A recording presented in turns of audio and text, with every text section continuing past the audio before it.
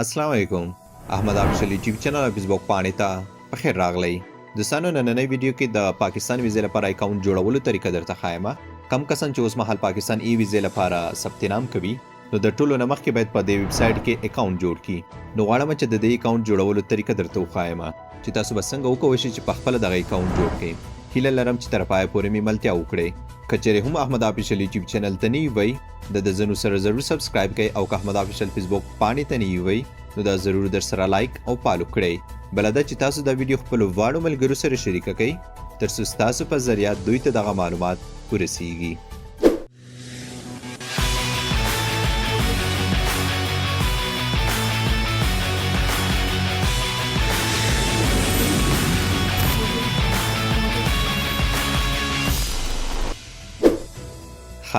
دوستانو اول به خپل کمپیوټر خلاص کړئ. کوم ملګري چې غواړي خپل موبایل کې د ثبت نام وکړي نو دوی ته مشوره ده چې تر اوسه پورې دا ویب سایټ د موبایل لپاره نه دی جوړ شوی. صرف تاسو د دې ویب سایټ کنټینټ کتئ شئ خو ثبت نام پکې نشئ کوئ. نو د دې لپاره کوم ملګري چې کمپیوټر لري نو هغه د خپل کمپیوټر خلاص کړي. نو زه راځم خپل کمپیوټر ته د کې براوزر خلاصوم. کله چې تاسو براوزر خلاص کړئ نو دغه ویب سایټ به یو رایل کې ورکړئ. د ویب سایټ اډرس تاسو په سکرین باندې هم ښکاري او زه به د دې ویډیو ډسکرپشن کې هم درکم. نو کلم چې تاسو دا ویب سایټ خلاص کو نو تاسو ته دلته یو خبرتیا درکوي کیږي. د کې بارا شی لاندې کنټینیو باندې به کلیک وکړئ. دا د ویب سایټ خلاص شو. د کې بارا شی دې ځای ته دې ځای کې به اپلای ناو باندې کلیک وکړئ. دلته به هم اپلای ناو باندې کلیک وکړئ. اوس دغه پاڼې ته راواوښتو. دلته مونږ ته دوه اپشن راکړي دي. کوم څوک چې غواړي نوی اکاونټ جوړ کړي نو هغه به په کریټ نیو اکاونټ باندې به کلیک کوي. خو کوم چا چې پخوانی اکاونټ جوړ کړی وي نو هغه به دلته کلیک کوي. دا چې مونږ نوی اکاونټ جوړو نو د دې لپاره به کریټ نیو اکاونټ باندې کلیک وکړو. دا د دې پیج ته راواوښتو. دلته به ګیو ان نیم کې خپل نام ورکو.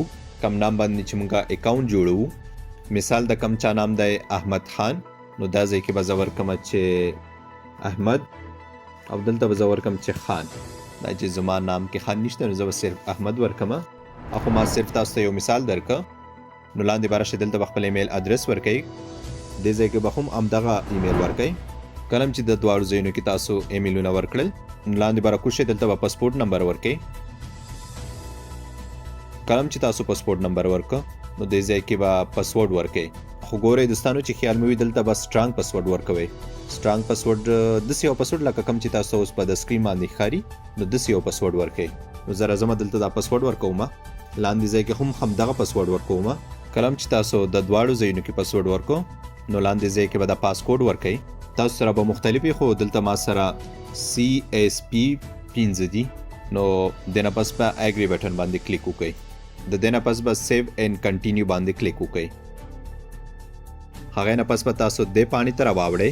اوس به لاړ شئ خپل ایمیل به وګورئ چې تاسو ته د نادره له طرف نه کوم ایمیل راغلی که نه. زه راځم خپل ایمیل چیک کوم. دا د وګورئ دوستانو ما ته ایمیل راغلی دی. دې باندې به کلیک وکړم. کله چې ما خپل ایمیل خلاص کړ نو دې ځای کې ماته یو کوډ رالیږلی دی کوم چې دا به ځان سره کاپي کړم. هغې نه پس به کنټینیو رجسټریشن باندې کلیک وکړم. دا ګورئ دا دې باندې به کلیک وکړم. اوس به هغه کم کوډ چې ماته رالیږلی و دا به دلته پیسټ کړم. هغې نه پس به دا پاسکوډ دلته ورکړم. هغې نه پس به ویریفای بټن باندې کلیک وکړم. دا د اوس دې پاڼې ته راواوښتم نو دې ځای کې به هم دا لاندې کوډ ورکړم کوم چې 95 دي. ستاسو سره به دا کوډ بدل وي نو ستاسو سره چې کم کوډ وي هماغه کوډ دلته ورکئ. هغې نه پس به لاګ ان باندې کلیک وکړئ. دا دی دوستانو اوس زه دې پاڼې ته راواوښتم نو دلته به راشم دې ځای کې به کلیک وکړم او هغې نه پس به اکسپټ اینډ کنټینیو باندې کلیک وکړم. د شین بټن ګورئ دې ځای باندې. نو دا دی دوستانو زمونږ اکاونټ جوړ شو. د دې نه پس چې کوم پروسس دی هغې په اړه انشاءالله نږدې راتلونکي کې ویډیو درته جوړوم چې تاسو به د اکاونټ جوړولو نه پس خپل اسناد څنګه جمع کوئ. د دې لپاره تاسو احمد افیشل یوټیوب چینل تعقیبوئ ولې چې دا ویډیو به صرف تاسو ته احمد افیشل یوټیوب چینل کې میلاویږي. که کم چا تر اوسه پورې احمد افیشل یوټیوب چینل نه وي سبسکرایب کړی نو دا د ځنو سره ضرور سبسکرایب کړئ. که کم چاته ایډرس نه معلوم نو صرف په یوټیوب کې احمد افیشل ولیکئ نو تاسو به احمد افیشل یوټیوب چینل راواوړي. هغه در سره سبسکرایب کړئ ولې چې هغه ویډیو به تاسو ته په احمد افیشل یوټیوب چینل کې میلاویږي. نور الله دې وکړي چې تاسو د اکاونټ جوړولو طریقه زده کړې وي.